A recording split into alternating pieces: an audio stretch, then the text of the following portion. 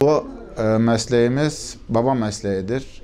55 yıldır devam etmektedir. Babam 2005'te vefat etti. Ondan bu yana halen daha biz kardeşler olarak devam ettirmekteyiz. Yeğenimiz Fatih ile birlikte. Biz 5 kardeşiz. Hepimiz de bu mesleği biliyoruz.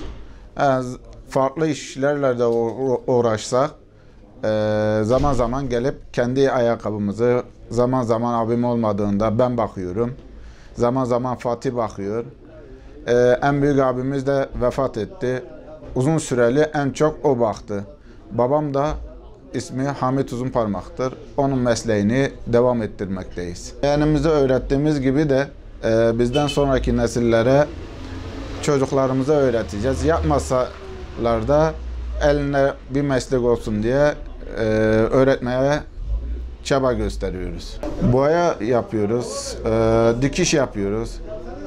Açıkçası yeni ayakkabının dışında bütün tamiratları yapıyoruz. Fermuar olsun, bağ olsun, keçe olsun. Bunların satışlarını da yapıyoruz.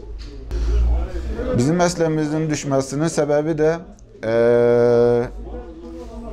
yurt dışından böyle merdiven altı üretimler çıkınca 15-20 milyona ayakkabı satılan şeyler olunca biz bir pençeyi 20-25 milyona yapıyoruz. Şu anda 15-20 milyona bir ayakkabı alınıyor.